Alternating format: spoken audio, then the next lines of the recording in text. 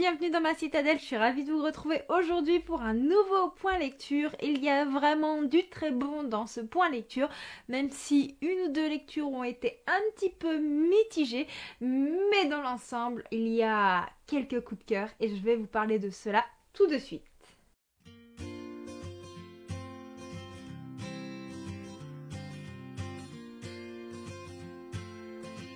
Je vais commencer par vous parler de Love and Dollar de Cici Roy, qui est une réédition qui m'a été envoyée par Évidence Édition. Et c'est une romance, du moins c'est classifié dans la romance, même si pour moi cela n'en est pas, qui est pour le moins surprenante. Je vais vous parler du résumé officiel pour que cela soit plus clair. Dans le résumé officiel, on nous parle d'une télé-réalité avec en jeu à la clé 25 000 $. Il y a Célestine qui va y participer parce que sa famille est en grande difficulté et qu'elle veut l'aider. Et en parallèle, nous suivons Travis qui lui va participer à cette télé-réalité tout simplement pour sauver celle qu'il aime. Voilà tout ce que nous dit le résumé qui est vraiment très vague. Comme je vous l'ai dit, ce roman est très surprenant. Pourquoi ? Parce que si on s'attend à une réalité assez classique, avec de l'humour, des petites épreuves un petit peu taquines et tout ça, avec une histoire d'amour qui se déclenche entre les personnages, pas du tout.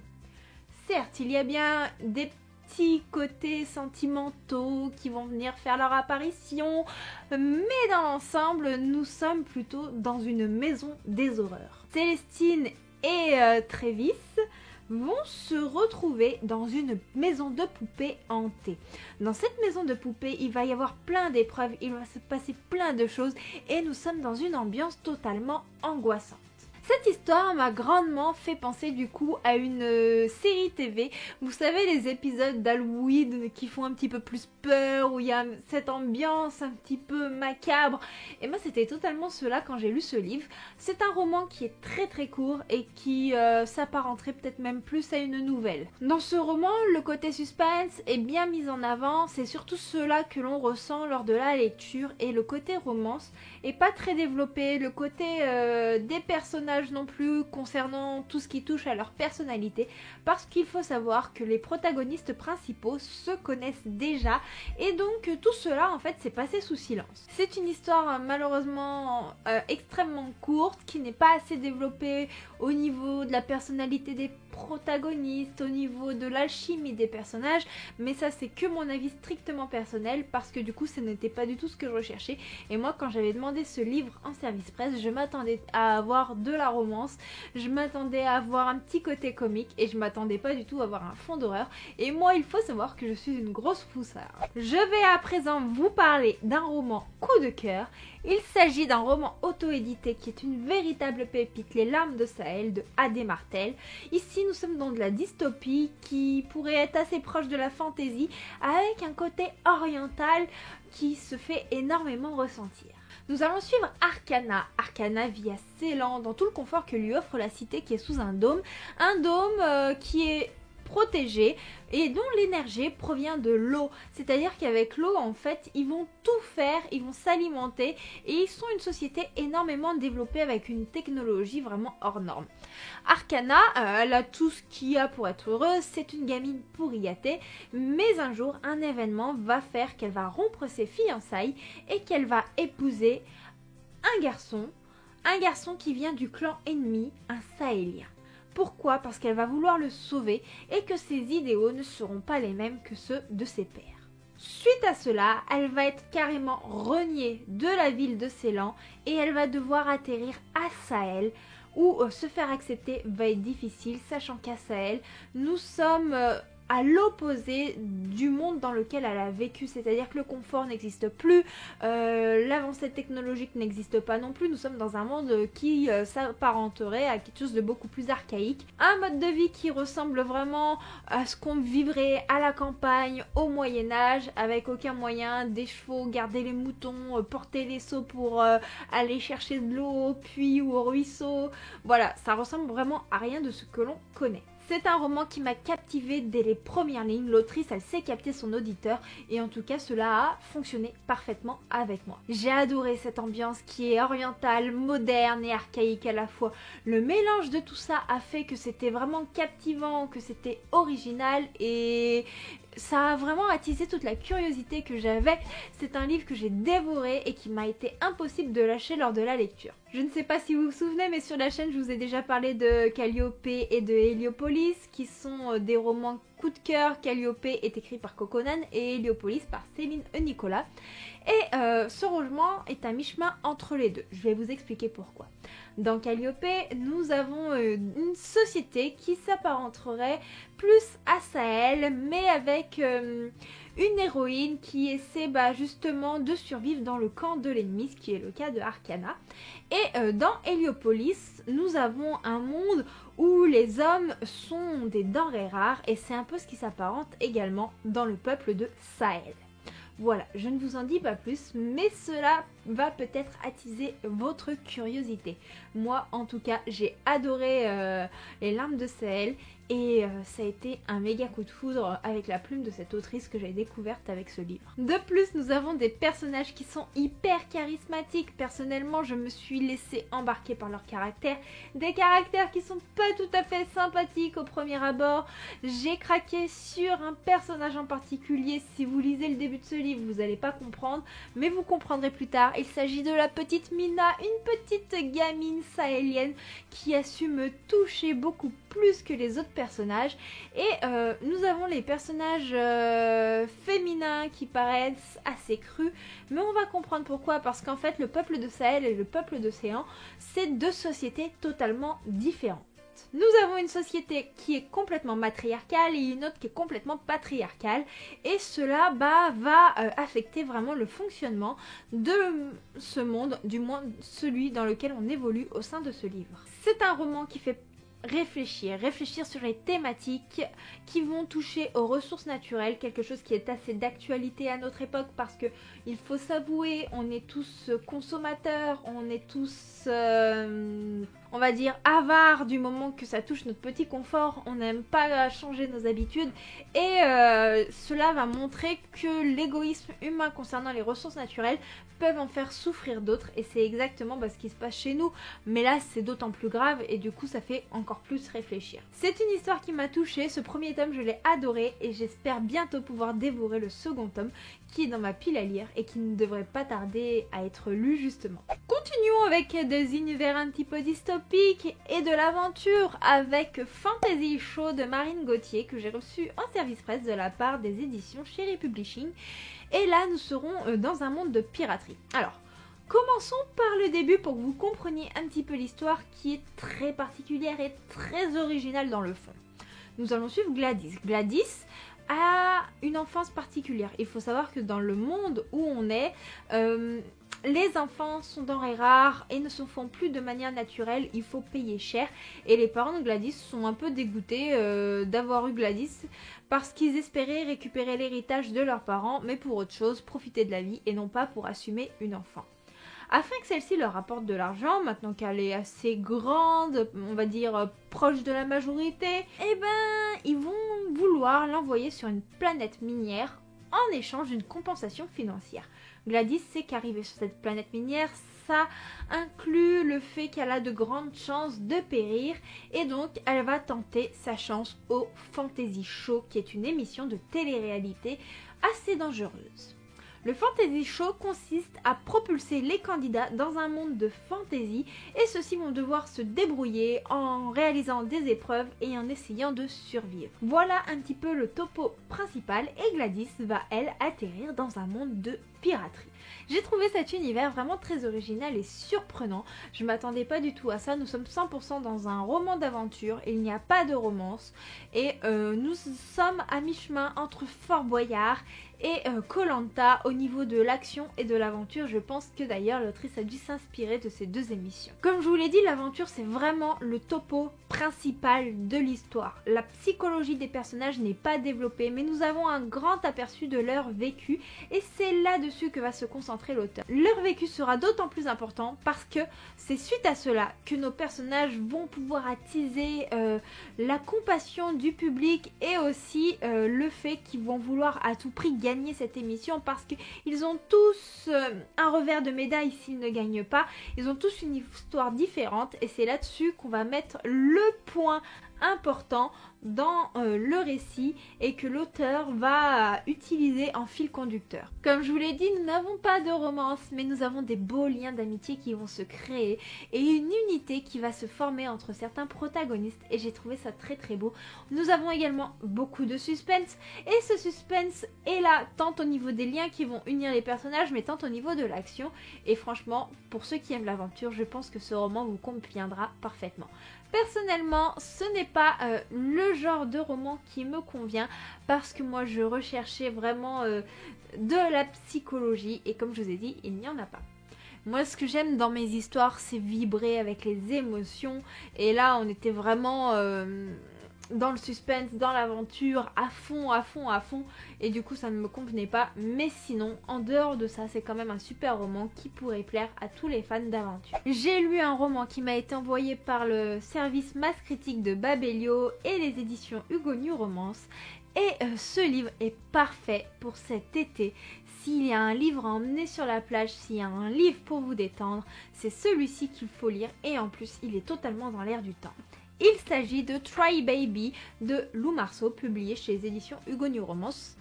Et il faut savoir avant tout que ce livre n'est pas là pour faire vibrer les émotions dans le sens vous faire pleurer, vous arracher le cœur. Non, non, c'est un livre qui va vous mettre le sourire aux lèvres et qui va aborder des thèmes de société avec une totale légèreté et je trouve cela d'autant plus percutant. De quoi va nous parler l'histoire? Ici, nous allons suivre Tadzio et Sveltana. Tadzio est guitariste et bassiste dans un groupe de rock énormément connu à travers le monde. Et il va rencontrer Sveltana lorsqu'il va aller à une consultation avec son grand-père parce que celui-ci doit se faire opérer du cœur. Sveltana va être la chirurgienne chargée de l'opération de son papy.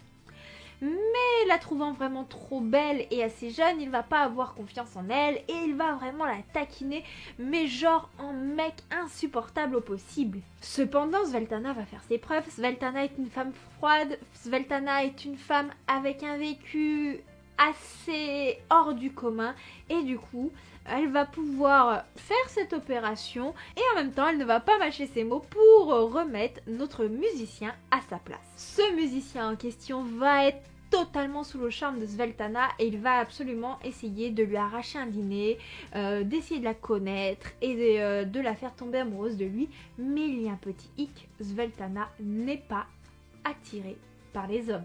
Comme je vous l'ai dit, c'est un roman qui met le sourire en lèvres, qui est plein de joutes verbales, plein de taquineries et en même temps qui va aborder la sexualité d'une façon délectable. C'est-à-dire que bon, dans le livre, il ne faut pas se leurrer, nous avons des scènes de sexe, mais celles-ci sont assez effleurées, il n'y a pas de vulgarité, on va pas dans le fond du sujet, on se retrouve pas dans un porno, non, pas du tout. La sexualité est amenée avec une douceur et un respect qui est très rare en littérature. De plus, il n'y a pas de jugement dans ce livre-là, que ce soit pour la pansexualité, pour l'hétérosexualité, pour l'homosexualité, quelle que soit la sexualité qui est abordée, c'est toujours avec respect et sans aucun jugement. Et ça, j'ai trouvé ça énormément beau. C'est amené de façon tellement naturelle qu'on a l'impression que tout le monde s'accepte, qu'il n'y a pas de regard des autres, qu'il n'y a pas d'insultes, qu'il n'y a pas tout ce qu'on connaît actuellement et tout ce qui est regrettable dans notre société d'aujourd'hui. Nous avons des personnages qui sont charismatiques et drôles, pourtant ils ont chacun un vécu atypique et c'est ce vécu qui va créer toute la profondeur du récit malgré toutes les caractéristiques comiques qu'il contient. Personnellement, je me suis laissée totalement bercer dans ce monde d'acceptation et de douceur dans lequel nous propulse Lou Marceau. Je me suis promenée sur le ton de la musique, je me suis baladée dans cet univers new-yorkais, j'ai visité tous les lieux touristiques et bien d'autres aux côtés de nos protagonistes. C'était une belle histoire qui m'a tout simplement fait du bien et que j'ai dévoré en moins de 2 jours. Si vous cherchez un livre léger, comique, sans aucun jugement, avec une plume extrêmement fluide.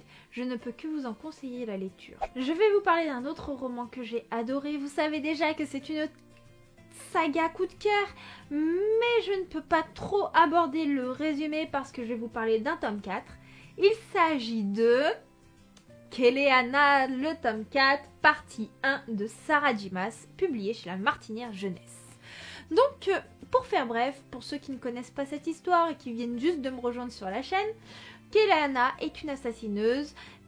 C'est l'assassineuse, on va dire, la plus douée du royaume. Elle avait été envoyée à Andovier, qui sont des mines où on envoie les prisonniers. Et généralement, quand on y est, on y reste, on y meurt. Mais elle va sortir grâce au prince d'Orient, qui va la faire participer au tournoi du roi, afin qu'elle puisse regagner sa liberté. Voilà, je n'en dis pas plus. Suite à toutes ces aventures, dans le tome 4, nous sommes dans un monde beaucoup plus noir et sombre que ce dont nous avait habitué l'autrice. Toutes les relations entre les différents protagonistes ont évolué de manière assez surprenante. Je me suis laissée totalement surprendre par tout ce qui se passait. Je suis restée pantoise. Certains personnages m'ont déçue et pourtant la psychologie est tellement bien travaillée, le monde est tellement bien mis en avant que je comprends les penchants de chacun et les camps dans lesquels ils se trouvent. Même si certains sont obligés de faire des alliances, le monde est développé, les points de vue sont hyper bien mis en avant. Sarah Dimas, elle nous fait une narration complexe, une narration qui reste omnisciente, mais qui va se mettre tantôt à tel endroit, tantôt à un autre, ce qui fait que la diversité permet d'enrichir l'univers, permet de comprendre les tenants et les aboutissants de chacun des camps, mais aussi le pourquoi et le comment des réactions de chacun des protagonistes, et cela était vraiment addictif. Il y a seulement un point de vue que je n'ai pas trop apprécié, mais ce point de vue c'est parce que je le connais pas trop, que l'autrice reste assez vague et je pense qu'il va avoir une importance capitale dans la suite de l'histoire. C'est un roman dans lequel les intrigues et le rebondissement ne manquent pas.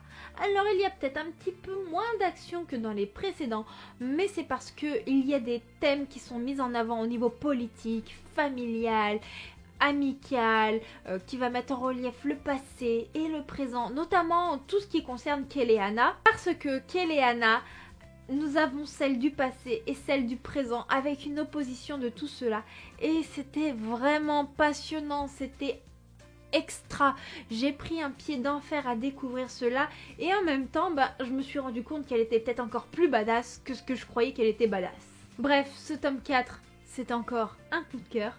Ce tome 4, c'est une pépite et Sarah Dimas, elle monte en crescendo à chacun des tomes de son univers et j'adore ça. Nous avons un univers riche et celui-ci ne perd pas en qualité à chacun des tomes. On en apprend toujours plus, il y a une multitude de détails et je pense que pour apprécier tout ce qu'il y a, il faudrait lire le livre plusieurs fois. Pour terminer cette update lecture, je vais passer à un petit shoujo qui me semblait assez léger vu les caractéristiques du style littéraire et pourtant il est bien plus profond qu'il n'y paraît. Je vous parle bien entendu de, comme les autres, de Nojin Yuki et c'est publié chez les éditions Kana. Ici nous allons suivre Tsubaki et Ibuki. Tsubaki est une jeune fille assez atypique qui a eu une enfance qui diffère des autres et qui du coup rêve de vivre le grand amour de façon ordinaire avec le bonheur de manière ordinaire,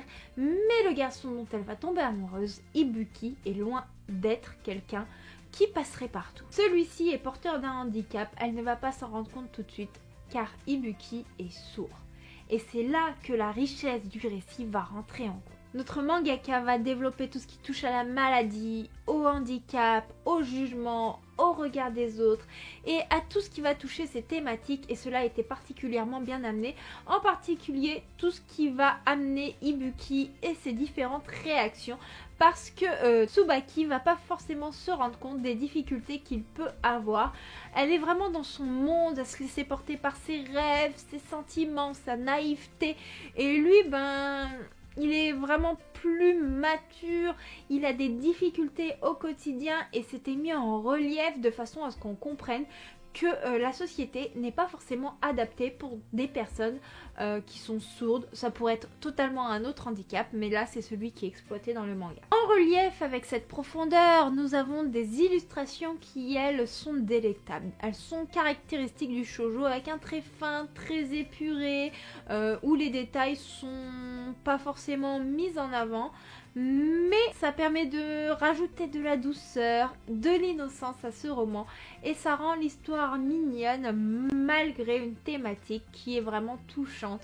Moi j'ai été percutée par ces personnages et j'espère découvrir une suite encore plus alléchante parce que généralement les shoujo sont très introductifs dans les tomes 1 et je trouve que celui-ci monte vraiment dans le vif du sujet et permet de tout de suite immerger le lecteur, le faire vibrer, trembler et c'est un manga d'une extrême pédagogie. Voilà, ce sera tout pour cette update lecture, j'espère qu'il vous aura plu, n'hésitez pas à me dire ce que vous avez pensé de ces romans si vous les avez lus. Moi, il y a eu du très bon et du moins bon, mais c'est relativement dû à mes goûts personnels et pas forcément au livre en question parce que ce sont tous d'excellents livres. N'hésitez pas, comme d'habitude, à me laisser un commentaire pour parler de ces livres, de d'autres qui pourraient me plaire, pour qu'on discute tout simplement et échanger parce que c'est vraiment très agréable. Et moi, je vous fais de très gros bisous et je vous dis à bientôt pour une prochaine vidéo. Ciao, ciao!